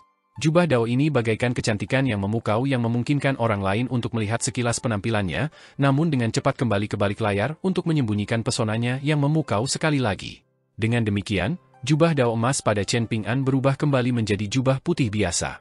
Dua jimat sumur kering meledak di udara. Yang pertama dan ke-15 terlepas, tidak lagi dikurung oleh jimat berharga pendeta Tao tua itu. Chen Ping'an dapat dengan jelas merasakan kemarahan yang membara dari yang pertama. Ini wajar saja, karena bahkan yang ke-15, pedang yang biasanya jinak, mengekspresikan kemarahannya yang menggelegak melalui hubungan mental mereka. Chen Ping'an tidak punya pilihan selain berkata dalam hati, jangan terburu-buru, mungkin musuh kita masih memiliki kartu truf tersembunyi. Yang pertama terbang dengan sembarangan di langit, meninggalkan kilatan cahaya pedang putih yang menyilaukan di belakangnya. Ini adalah pemandangan yang menakutkan. Yang ke-15 jelas juga sedikit merajuk, dan pedang terbang hijau tua itu perlahan terbang di sekitar Chen Ping'an dengan bingung. Yang pertama dan ke-15 secara alami adalah pedang terbang berikatan terbaik. Namun, mereka tidak terikat pada Chen Ping'an dengan cara apapun. Hubungan di antara mereka bukanlah hubungan antara penguasa dan rakyat atau hubungan antara tuan dan pelayan. Sebaliknya, Chen Ping'an seperti sedang mengasuh dua anak kecil yang baru saja mengembangkan kemampuan berpikir. Hanya saja yang satu pemarah dan yang satu jinak. Namun, Chen Ping'an merasa ini cukup baik. Suasana yang berat namun aneh menyelimuti hutan pegunungan. Sebagai tulang punggung kelompok bandit, praktisi pedang berbaju merah telah terbunuh dengan cepat dan brutal. Jika bukan karena penampilannya yang mendominasi sebagai sinar merah, dan jika serangannya terhadap anak laki-laki itu tidak begitu luar biasa elegan dan intens, sangat mungkin semua orang akan mulai curiga bahwa praktisi pedang itu tidak lebih dari seorang pembohong dari dunia kultivasi yang menipu orang lain untuk mendapatkan ketenaran. Mata seputih salju dari pria kekar yang telah memanggil dewa itu berangsur-angsur memudar warnanya dan kembali normal. Pria kekar itu adalah orang yang paling mengesankan di medan perang saat itu, tetapi bibirnya gemetar dan wajahnya pucat pasi saat ini. Dia tampak sangat menyedihkan saat dia mempertimbangkan apakah dia harus mengatakan sesuatu. Dia melirik kedua cambuk besinya di kejauhan, tetapi dia hanya berani untuk tetap tidak bergerak di tempat yang sama. Dia tidak berani mendekat untuk mengambilnya, takut kalau-kalau ada pedang terbang yang akan menembus jantungnya pada saat berikutnya. Ada pandangan gelap dan suram di mata ahli pedang setengah baya itu, dengan pikiran untuk mundur sudah bersemi di benaknya. Lengannya tergantung alami di sampingnya, dan fenomena aneh cahaya biru tidak lagi menghiasi lengan bajunya yang hitam besar. Hanya pedang kecil seperti pohon dedalu yang menggunakan jepit rambut gioknya sebagai sarungnya yang tetap melayang di atas bahunya seperti anjing penjaga yang paling setia melindungi pemiliknya. Awalnya dipandang sebagai permainan berburu yang tidak terlalu berbeda dengan tamasya musim gugur, perjalanan para bandit itu kini telah berubah menjadi tragedi yang menyedihkan. Melihat kedua kultivator dari negeri asing itu, bagaimanapun, kekuatan tempur anak laki-laki itu tidak terpengaruh, sementara pemuda tampan di atas pohon itu sama sekali tidak terluka. Pada saat ini, rasa takut terhadap klan abadi dan pasukan dari pegunungan secara spontan muncul di benak para kultivator pengembara yang menikmati ketenaran dan kekuasaan di wilayah mereka masing-masing. Rasa takut ini kemudian menyebar dan tumbuh menjadi teror, yang akhirnya menyelimuti seluruh pikiran mereka. Penggarap formasi tua itu memiliki ekspresi pucat. Formasi penggerak gunungnya hampir selesai, tetapi ahli pedang bajingan itu telah menghancurkan segalanya dalam sekejap. Dia pergi mencari Wall dan kembali dengan keadaan gundul, kedua murid kesayangannya telah dibunuh secara brutal. Meskipun kedua anak malang itu tidak terlalu berbakat, mereka pintar dan patuh serta senang diperintah. Penggarap formasi tua itu mengambil manik-manik berharga yang sebelumnya telah dia masukkan kembali ke dalam lengan bajunya, menyiapkan banyak formasi kecil yang saling terkait untuk membentuk formasi pertahanan yang besar. Dia siap untuk membela diri. Pemurni Qi yang mempraktikkan teknik elemen kayu tetap diam sepanjang waktu. Dia termasuk dalam kategori pemurni Qi yang terampil dalam menyerang dan bertahan, jadi selain mampu memindahkan gunung dan pohon, membangkitkan setan bunga dan serangga, serta memanipulasi roh tanaman dan kayu seperti prajurit di medan perang, dia juga mahir dalam mengobati luka dan memberikan penawar racun. Jenis kultivator ini seringkali tidak dapat menentukan hasil pertempuran dengan kekuatan tempur mereka, tetapi mereka tetap sangat disambut oleh semua orang.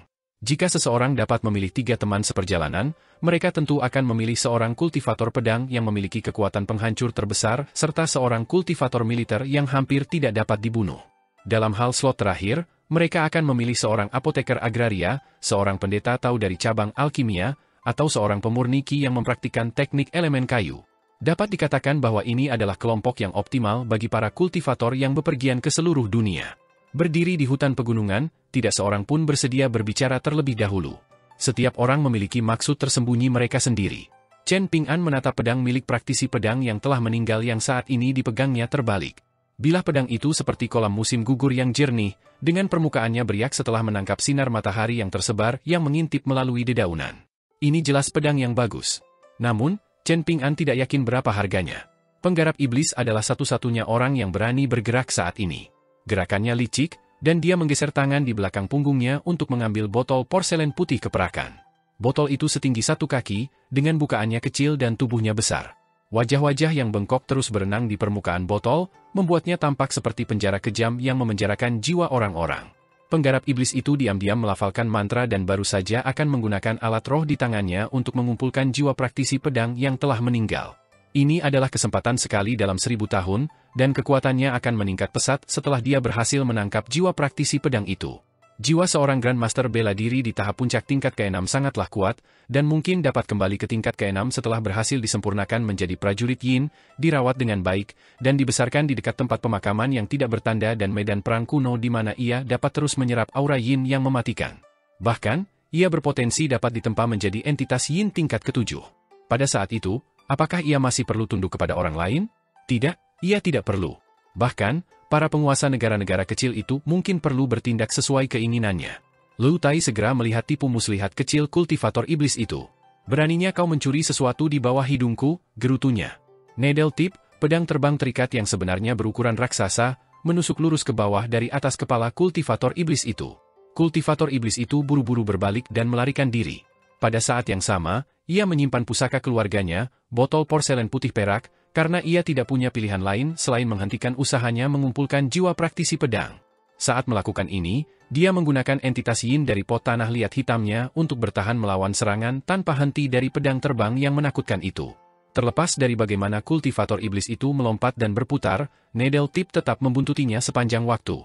Selama sesi perburuan ini, jika Ma Wanfa ikut serta dalam pertempuran, jika kultivator formasi lama berhasil menyelesaikan formasi penggerak gunung, jika praktisi pedang berbaju merah tidak terbunuh secara brutal, dan jika semua orang bersatu dan bekerja menuju satu tujuan, maka kelompok bandit itu akan lebih dari cukup kuat untuk menghadapi seorang kultivator tingkat inti emas. Jika mereka tidak takut mati, maka mereka mungkin bahkan bisa menyaingi 2 kultivator tingkat inti emas. Namun, tidak banyak kemungkinan di dunia ini.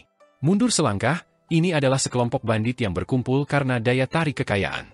Jika mereka menikmati keuntungan, maka semua orang tentu akan seganas harimau. Akan tetapi, jika mereka mengalami kerugian, mereka akan terpecah dan menjadi lemah. Kegembiraan tiba-tiba menyebar di wajah pria kekar yang sudah mencapai batasnya. Menatap yang lain dan mengumumkan dengan keras, tuanku berkata bahwa dia akan segera tiba dan akan secara pribadi berurusan dengan kedua orang itu. Semua orang, kecuali pedang Dou Zizhi, Deep Infatuation, semua yang lain termasuk barang-barangnya dan harta karun Saku yang sebelumnya dijanjikan kepadanya akan diambil untuk dibagikan kepada semua orang. Pria kekar itu pada dasarnya berteriak sekeras-kerasnya saat dia melanjutkan dengan penuh semangat, risiko dan imbalan berjalan beriringan. Apakah kita akan kembali ke lubang tikus kita, atau apakah kita akan meningkatkan kedudukan kita untuk menyaingi para dewa dari pegunungan? Ini adalah saat yang kritis. Ada niat membunuh yang meluap di wajah sedingin es ahli pedang setengah baya itu, dan dia setuju dengan suara serius, saya setuju. Kedua bocah nakal ini pantas mati. Dengan jentikan pergelangan tangannya, cahaya biru kembali ke lengan bajunya yang berkibar, siap melancarkan serangan mematikan kapan saja. Penggarap formasi tua itu tersenyum dan berkata, formasi pemindah gunung hampir selesai dan dapat bergabung dalam pertempuran. Aku hanya butuh semua orang untuk memberiku sedikit waktu lagi, paling lama 7 hingga 8 menit. Kultivator iblis yang acak-acakan yang dikejar tanpa henti oleh pedang terbang Lehu Tai juga menimpali, berteriak, hitung aku juga. Namun, izinkan aku mengatakan ini terlebih dahulu. Selain membagikan kembali rampasan, aku juga perlu mendapatkan jiwa Old Dou. Jangan melawanku untuk ini. Pemurni Ki elemen kayu mengangguk mengiyakan permintaan pria kekar itu, masih tetap diam dan tanpa ekspresi. Pria kekar itu mendongakkan kepalanya ke belakang dan tertawa terbahak-bahak. Dia kemudian mengulurkan tangannya dan membuat gerakan meraih, memanggil kembali 2 cambuk besi ke tangannya. Setelah menangkapnya, dia memimpin serangan dan melangkah menuju Chen Ping'an. Saat itu, gurunya memang telah menyampaikan pesan rahasia kepadanya, mengatakan bahwa dia secara pribadi akan bergegas untuk membunuh 2 kultivator kaya itu. Pada saat yang hampir bersamaan, Ahli pedang setengah baya itu melambaikan lengan bajunya yang besar sebelum berbalik dan melompat pergi dengan lincah dan cepat seperti burung. Sementara itu, kultivator formasi tua itu segera mengaktifkan jimat pemendek tanah. Bahkan, ia mengaktifkan lebih dari satu, dengan setiap jimat yang diaktifkannya memindahkannya sejauh lebih dari 30 meter. Hanya dalam beberapa detik, ia hampir menghilang sepenuhnya, dengan sosoknya menghilang ke kedalaman hutan. Di tempat lain, pemurni ki elemen kayu mengetukkan kakinya dan menerjang mundur. Dia jelas menabrak pohon, namun tubuhnya langsung menghilang tanpa jejak. Hanya kultivator iblis yang masih bergegas menuju Chen Ping'an. Pria kekar itu benar-benar tercengang. Dia mengutuk dalam hatinya, dan dia tidak lagi berani maju untuk mencari kematian. Kekuatannya yang tersisa sudah tidak cukup untuk menghadapi bocah lelaki berpakaian putih itu. Ajakan bertindak pria kekar tadi hanyalah alasan untuk memanfaatkan kekuatan orang lain. Chen Ping'an juga tercengang dengan apa yang dilihatnya. Namun, dia segera menyadari bahwa ini wajar saja. Dia telah mempelajari sesuatu yang baru lagi. Lu Tai menarik napas dalam-dalam sebelum berkata kepada Chen Ping'an, pelaku utama di balik semua ini melarikan diri saat itu, jadi aku akan pergi dan mengejarnya sekarang. Kamu seharusnya bisa mengatasi situasi di sini. Aku akan mencarimu setelah aku selesai. Lu Tai menyimpan pedang terbangnya yang diberi nama tipuan, Needle Tip. Saat ini, ada gambar bunga teratai ungu keemasan yang akan segera mekar di kedua pergelangan tangan dan kakinya. Mekar, kata Lu Tai lembut. 4 bunga teratai ungu keemasan yang tampak hidup langsung mekar penuh. Lu Tai menggertakkan giginya dan melompat tinggi, mencapai udara tempat ia menunggangi angin. Ia mencondongkan tubuh ke depan dan menyipitkan mata saat ia mengintip ke kejauhan. Lengan bajunya yang besar mengembang dan berkibar, dan cambangnya juga berkibar tak beraturan tertiup angin. Setelah melihat ke kiri dan ke kanan beberapa saat, ia akhirnya mengunci arah dan menghilang dalam sekejap. Kultivator iblis itu menelan ludah saat melihat ini. Dengan satu tangan memegang pot tanah liat yang diisi dengan jiwa yin, dia mengangkat tangan lainnya dalam doa Buddha dan berkata dengan senyum patuh, "Yang Sword Immortal, aku dengan tulus meminta maaf karena telah menyinggungmu kali ini. Lain kali kita bertemu, aku akan memastikan untuk mundur untuk menghindari konflik lebih lanjut denganmu. Jika kamu ingin memerintahkanku untuk menyelesaikan beberapa hal kecil, aku pasti akan lebih dari bersedia untuk mematuhinya." Sambil mengatakan ini, kultivator iblis itu terus mengamati ekspresi dan tatapan anak muda berpakaian putih itu. Pada saat yang sama, dia dengan tegas melesat mundur. Kultivator iblis itu memang orang yang tegas, dan dia dengan tegas menghancurkan pot tanah liat hitamnya sebelum melarikan diri ke kejauhan. Asap hitam langsung menyebar ke sekelilingnya. Dia seperti tokek yang mengorbankan ekornya. Seberkas cahaya keemasan tipis berenang agresif melalui asap hitam yang mengepul dan kabut suram yang kental seperti tinta. Namun, cahaya keemasan itu dengan cepat memudar pada tingkat yang terlihat oleh mata telanjang. Chen Ping'an masih butuh waktu untuk membersihkan asap hitam kotor itu secara menyeluruh. Dia mengerutkan kening dan berlari ke depan sebelum melompat ke mahkota pohon yang tinggi. Sosok yang sulit ditangkap yang telah berubah menjadi asap abu-abu samar dengan cepat memotong hutan gunung dan melarikan diri ke kejauhan. Pertama telah terbang sendiri dan mulai mengejar. Sebuah pikiran muncul di benak Chen Ping'an, setelah itu ke-15 juga melesat di belakang pertama. Chen Ping'an melayang kembali ke tanah. Sebelum mendarat, dia menjentikan pergelangan tangannya dan memutar pedang abadi praktisi pedang Dou Zizi di tangannya, memegangnya dalam posisi normal. Chen Ping'an masih merasa pedang ini terlalu ringan, meskipun sudah jauh lebih berat daripada pedang kayu belalang. Pria kekar itu mendongak ke arah tempat Lu Tai menghilang tadi. Pada akhirnya, dia menunduk menatap cambuk besi di tangannya sambil tersenyum menyedihkan. Dia tahu bahwa dia menghadapi kematian yang pasti hari ini. Kebencian, kekecewaan, kemarahan, semua emosi ini muncul di benaknya sebelum berangsur-angsur memudar lagi. Dia telah menjalani kehidupan yang menjengkelkan dan menyesakan, jadi setidaknya dia harus mati dengan berani dan heroik. Pria kekar itu dengan agresif melemparkan cambuk besinya ke tanah dan mulai memanggil dewa untuk ketiga kalinya. Dia menghentakkan kakinya dengan keras dan menepukkan kedua telapak tangannya dengan keras. Matanya merah dan wajahnya pucat pasi saat dia tertawa terbahak-bahak dan meraung, "Apakah kamu berani menunggu sebentar? Apakah kamu berani bertarung denganku?" Chen Ping'an dengan santai meluncurkan pedang, Deep Infatuation, dari tangannya. Pedang itu menembus jantung pria kekar itu dan terus terbang ke depan. Deep Infatuation akhirnya terbenam di batang pohon besar. Ketika pedang itu berhasil menembus jantung pria kekar itu, Chen Ping'an dengan jelas melihat cahaya merah mengalir melalui bilah pedang, menghilang secepat kemunculannya. Pedang itu seperti orang kelaparan yang menikmati makanan lezat. Chen Ping'an memutuskan bahwa dia akan mencari stasiun feri atau toko di pegunungan untuk menjual pedang ini. Gumpalan cahaya keemasan yang cemerlang masih tanpa lelah melarutkan asap hitam. Ini seperti yang diharapkan dari harta abadi bermutu tinggi yang ditempa dari kumis naga-naga banjir emas tua. Hanya 2 kumis naga saja sudah begitu kuat, jadi seberapa hebatkah pengusir lalat di tangan penguasa sejati naga banjir, pendeta tua dari gunung stalaktit itu? Chen Ping'an menyingkirkan pikiran-pikiran ini dari benaknya sebelum ragu-ragu sejenak dan berjalan mendekat untuk mengambil pedang, Deep Infatuation. Setelah itu, ia mengambil cabang yang setebal lengannya dan menajamkannya menggunakan pedang. Ia kemudian diam-diam menggali beberapa lubang besar, menempatkan mayat-mayat praktisi pedang berbaju merah, pria kekar, dan 2 murid kultivator formasi di dalamnya. Pada akhirnya, ia mengisi lubang-lubang itu dengan tanah dan berusaha sebaik mungkin untuk menyembunyikan semua jejak, jangan sampai orang lain kebetulan lewat dan langsung menyadari sesuatu yang tidak beres. Chen Ping'an duduk di cabang yang sangat tinggi dan dengan sabar menunggu pertama, ke-15, dan Lu Tai kembali. Setelah mengukir sarung pedang baru untuk Deep Infatuation, ia dengan santai meletakkan pedang itu secara horizontal di atas lututnya. Asap hitam yang dipenuhi dengan jiwa yin terus mundur saat ia dengan marah bertarung melawan gumpalan cahaya keemasan. Meskipun tidak memiliki perasaan, rasa takutnya terhadap kehancuran tetap mendorongnya untuk melawan dengan sekuat tenaga. Hal ini terjadi meskipun entitas yin dalam asap hitam sudah mati. Awan besar asap hitam yang bergolak langsung naik dari tanah dan berusaha melarikan diri ke tempat lain. Ia akan mencari tanah lain untuk mendatangkan malapetaka. Pada saat ini, ia tiba-tiba teringat bahwa ada sebuah kastil di kejauhan. Mereka yang berada di dunia kultivasi yang tidak terbiasa dengan teknik abadi mungkin akan dibunuh oleh kultivator iblis yang tidak bermoral ini. Chen Ping'an meraih pedang di lututnya dan berdiri.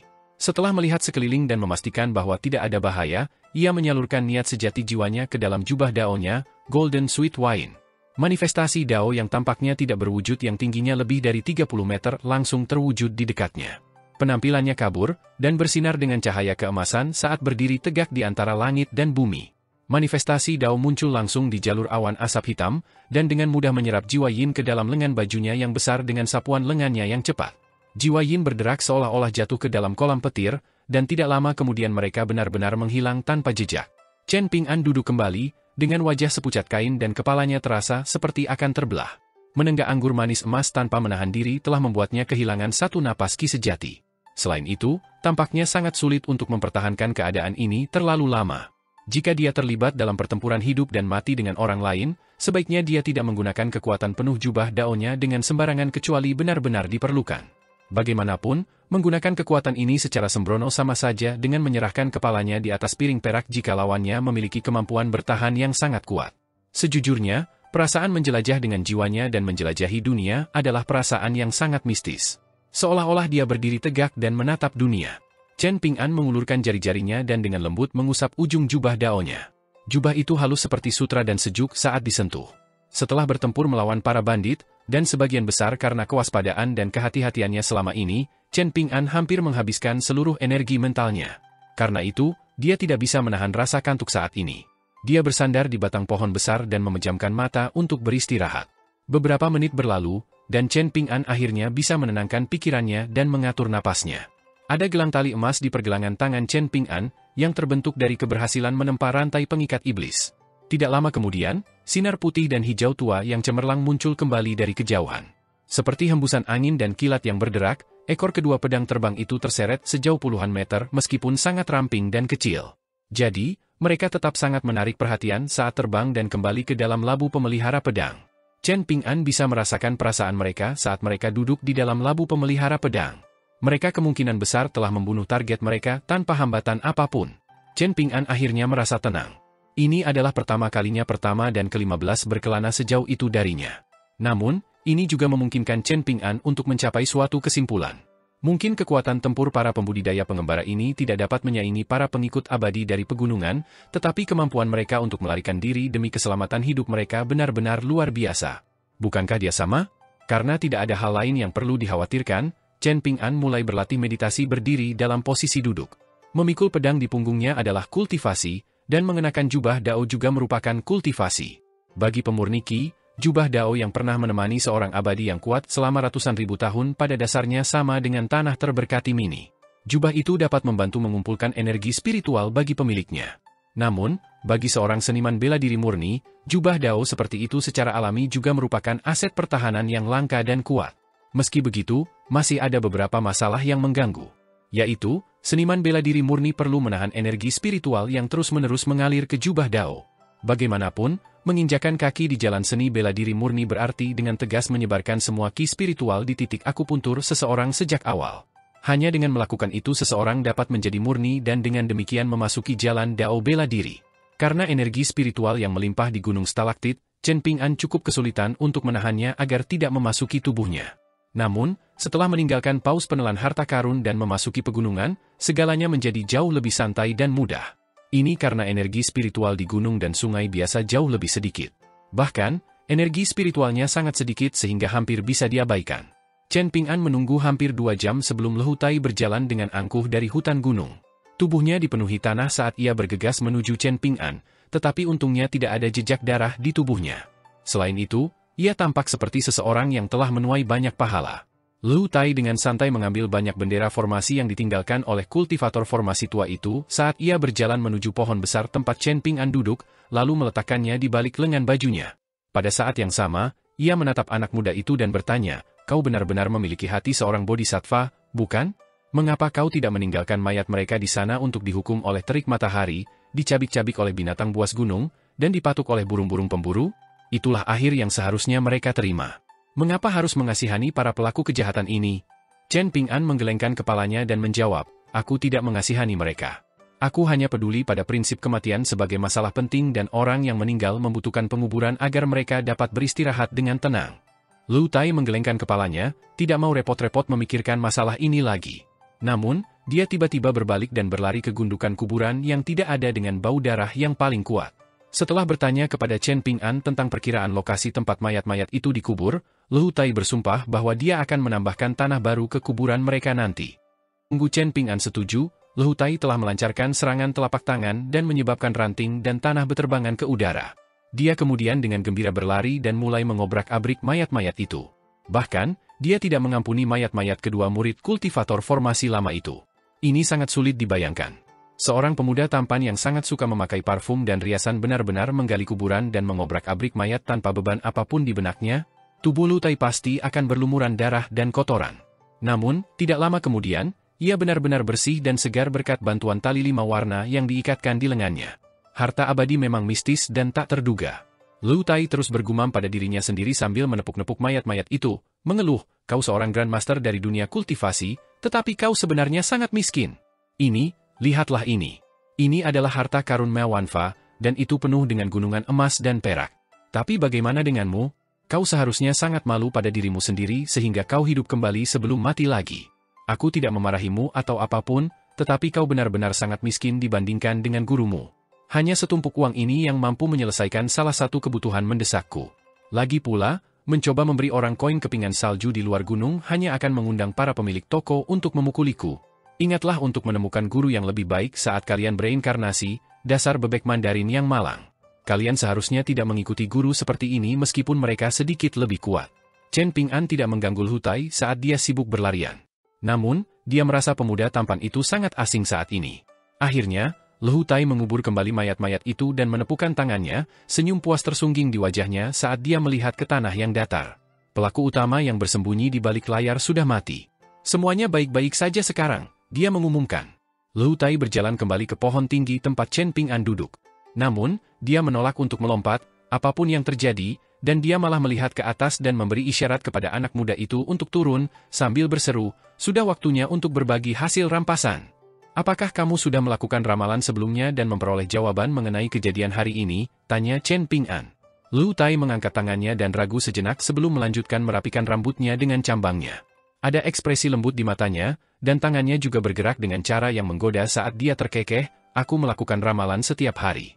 Ini adalah tugas harian yang harus diselesaikan oleh murid-murid naturalis. Kalau tidak, aku akan menyuruhmu untuk melarikan diri sejak awal. Namun, aku tidak dapat mengungkapkan rahasia semacam ini kepadamu. Mengungkapkannya akan membuatnya tidak efektif."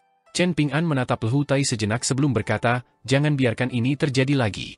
Lehutai mengerutkan bibirnya dengan tidak setuju dan menjawab, "Apa salahnya mengikuti arus? Menolak untuk memanfaatkan kesempatan yang baik seperti itu akan mengundang hukuman ilahi dari surga." Setelah mengatakan ini, Lehutai menjentikkan pergelangan tangannya dan menyebabkan tongkat ritual hijau muncul di telapak tangannya. Ini adalah harta karun Ma Wanfa yang menyimpan semua barang dan hartanya. Dia telah mengumpulkan cukup banyak kekayaan dibandingkan dengan praktisi pedang itu, Dou Zizi. Dia hanya seorang kultivator tingkat gerbang naga, tetapi dia sudah mampu memiliki harta karun. Namun, ini bukanlah hal yang paling mengesankan tentangnya. Tahukah kamu apa hal yang paling mengesankan tentangnya? Chen Ping'an menggelengkan kepalanya. Lu Tai terkekeh dan menjawab, Ma Wanfa adalah seorang yang disebut petani ulat sutra, jenis kultivator yang sangat langka yang terampil dalam menggulung sutra dari kepompong. Karena itulah dia sangat menginginkan harta karun kita, bahkan mengumpulkan semua kultivator itu untuk memburu kita. Ma Wanfa yakin bahwa dia dapat mengambil harta karun kita setelah membunuh kita. Namun, dia kemungkinan besar tidak membayangkan bahwa kita berdua adalah yang disebut sebagai Dewa Pedang pada awalnya. Mencoba mendapatkan dua pedang terbangku yang terikat hanyalah mimpi yang bodoh. Namun, itu cerita yang berbeda untukmu, jadi jika labu pemeliharaan pedangmu dicuri. Chen Ping'an tetap diam. Dia secara garis besar menyadari konsep benda-benda terikat dan harta abadi yang disempurnakan ke dalam kehampaan karena dia telah memperoleh anggur manis emas dan menyempurnakan rantai pengikat iblis di Gunung Stalaktit. Benda-benda terikat seperti pedang terbang terikat milik pembudidaya pedang akan lenyap begitu pemiliknya terbunuh. Bahkan para abadi akan merasa sangat sulit untuk mencegah hal ini terjadi. Lu Tai sedang dalam suasana hati yang gembira, jadi dia memberi Chen Ping'an penjelasan terperinci tentang apa yang disebut petani ulat sutra. Harta karun saku relatif unik dan sedikit berbeda dari barang-barang terikat dan barang-barang yang dimurnikan. Tidak seperti alat abadi dan pedang terbang, harta karun saku lebih mirip dengan dunia kecil yang tidak dapat dihancurkan dengan segera. Selain itu, sangat sulit untuk memurnikan harta karun saku menjadi barang-barang terikat. Akibatnya, ada pengetahuan mendalam tentang cara mengekstrak harta karun saku dari tubuh pemurni Qi. Berhasil mengekstrak harta karun saku akan menghasilkan satu kekayaan eksplosif yang cukup untuk bertahan selama bertahun-tahun. Ada tipe orang tertentu dari pegunungan yang disebut petani ulat sutra, dan orang-orang ini memiliki teknik rahasia yang diwariskan oleh klan atau kekuatan yang memungkinkan mereka untuk mengekstrak harta karun saku dari jiwa pemurni Qi. Lu Tai mendecak lidahnya karena heran dan melanjutkan, Ma Wanfa pasti akan menjadi sangat kaya jika dia berhasil membunuh kita. Dengan labu pemelihara pedangmu dan harta karunku, mungkin dia bisa menggunakan kekayaan yang sangat besar ini untuk maju dengan paksa ke tingkat keabadian duniawi. Lu Tai tiba-tiba menyipitkan matanya dan bertanya sambil tersenyum, kau tidak akan bertanya bagaimana aku membunuh kultivator tingkat gerbang naga itu. Chen Ping'an mundur selangkah sebelum memanggil pedang pertama dan ke-15 dari labu pemelihara pedangnya. Pedang terbangnya melayang di kiri dan kanannya, menjaganya dari bahaya. Bagaimana kau bisa melihatku? Lu Tai bertanya dengan rasa ingin tahu. Chen Ping'an tanpa ekspresi menunjuk lengannya. Tidak ada tali 5 warna yang diikatkan di lengan Lu Tai. Selain itu, Chen Ping'an memiliki firasat bahwa ada sesuatu yang aneh dengan Lu Tai meskipun dia sengaja bertindak dengan cara yang feminin. Segalanya tampak tidak sealami biasanya. Tidak hanya itu, mengapa Lu Tai bersikeras menjelaskan identitas Ma Wanfa sebagai petani ulat sutra? Seolah-olah dia sengaja mencoba menyembunyikan sesuatu. Namun, jawaban Lu Tai terhadap pertanyaan awal Chen Ping'an tentang ramalan benar-benar sempurna. Inilah yang membuat situasinya jadi aneh. Mungkin Ma Wanfa juga seorang kultivator iblis? Dia tidak hanya ahli dalam teknik ilusi, tetapi dia juga mahir menangkap dan menginterogasi jiwa? Ekspresi Lu Tai awalnya gelap dan dingin, tetapi akhirnya berubah menjadi tawa yang tertahan. Pada akhirnya, dia tidak bisa menahan diri untuk tidak memegangi perutnya dan tertawa terbahak-bahak. Dia menunjuk Chen Ping'an dan tertawa, jika itu orang lain, tindakanku dengan sengaja menyingkirkan tali 5 warna, berpura-pura canggung, dan menunjukkan sedikit niat membunuh akan sama sekali tidak berguna. Aku mungkin juga telah menatap orang buta. Namun, itu tepat untukmu, Chen Ping'an. Baiklah, aku tahu kau terluka oleh serangan Dou Zizhi di jantungmu, jadi cepatlah dan ludahkan darah yang tersangkut di tenggorokanmu. Kalau tidak, kau akan menderita efek samping jika kau menyimpannya di sana terlalu lama. Melihat Chen Ping'an masih sama sekali tidak mau mempercayainya, Lu Tai tertawa terbahak-bahak hingga hampir menangis. Needle Tip, Wyatt Aun, tunjukkan dirimu, katanya lembut. Sebuah pedang terbang raksasa muncul di udara, dan di sampingnya ada pedang terbang ramping berwarna kuning keemasan. Chen Ping'an menghela napas lega. Setelah memastikan identitas Lu Tai, ia buru-buru berbalik dan memuntahkan seteguk darah. Ia kemudian melotot ke arah Lu Tai dan meraung, Lu Tai. Lu Tai menjentikan jarinya, setelah itu Needle Tip dan Wyatt Aun kembali ke tempat peristirahatan mereka masing-masing di titik akupunturnya. Sementara itu, kipas bambu lipat muncul lagi di tangan Lu Tia, bergoyang pelan ke depan dan ke belakang sambil tersenyum gembira dan berkata, siapa yang menyuruhmu mengampuni kentang goreng kecil itu? Chen Ping'an sangat marah hingga ingin menendang Lu Tai lagi. Namun, Lu Tai tiba-tiba membungkuk dan menutup mulutnya, darah merembes keluar dari sela-sela jarinya. Mengejar seorang kultivator tua licik di tingkat gerbang naga yang memiliki harta karun saku tidaklah terlalu sulit. Namun, untuk membunuh mereka, seseorang mungkin harus memiliki kekuatan tempur yang menyaingi kultivator tingkat inti emas.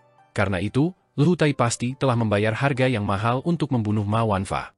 Chen Ping'an menjepit ujung anggur manis emas dengan 2 jari sebelum menariknya sedikit dan secara mengejutkan melepaskan seluruh jubah Dao dari tubuhnya. Dia dengan ringan melemparkannya ke arah Lehutai yang gemetar dan berkata sambil mengerutkan kening, "Coba pakai ini. Aku sudah menghapus batasan pada jubah itu." Lehutai menangkap jubah Dao emas itu, dan dia tampaknya tidak melakukan apapun sebelum Golden Sweet Wine langsung muncul di tubuhnya.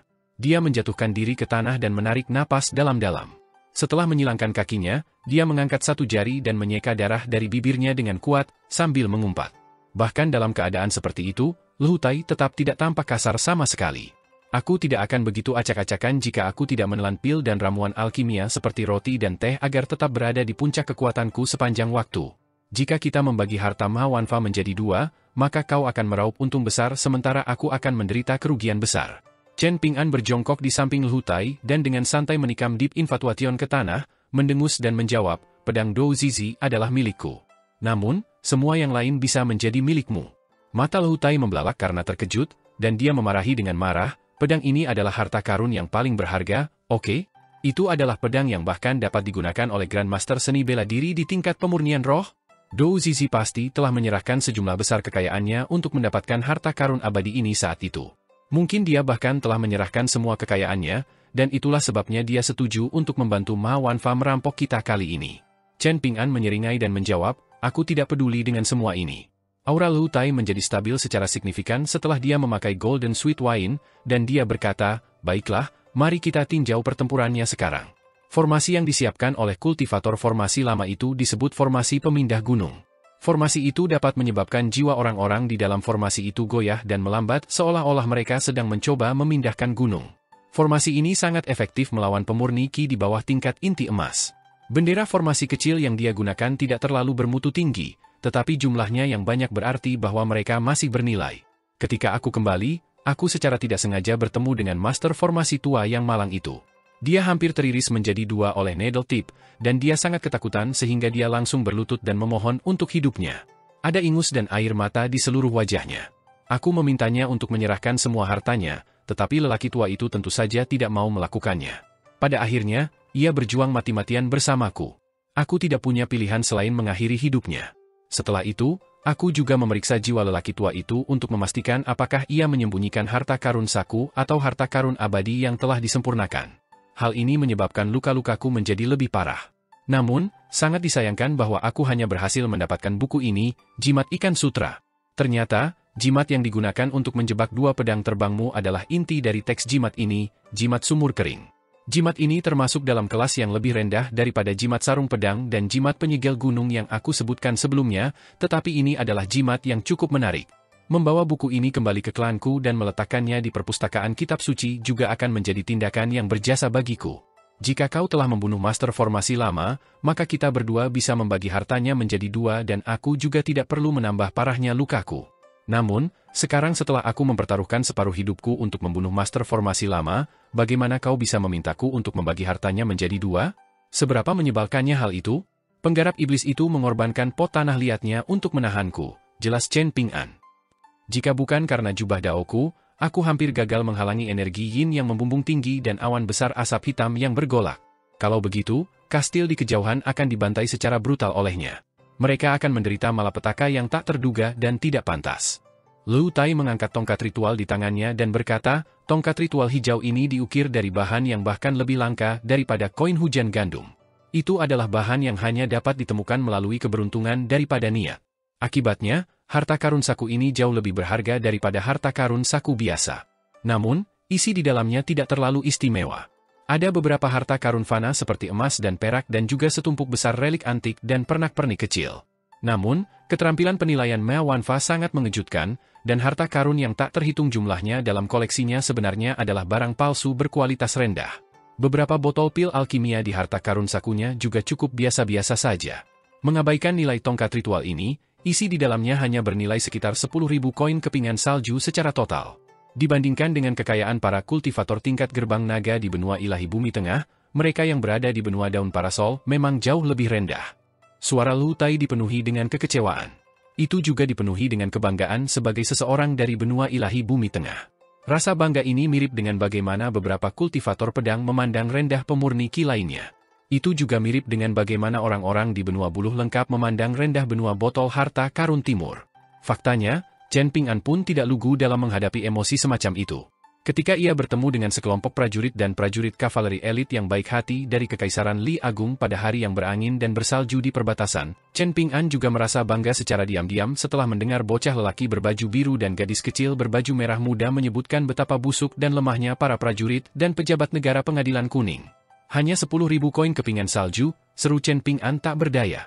Atau yang lain, balas Lu Tai. Chen Ping'an ingat bahwa selama beberapa ratus tahun terakhir, harta abadi termahal di kapal Kun Gunung Upacara juga terjual sekitar 10.000 hingga 20.000 koin kepingan salju.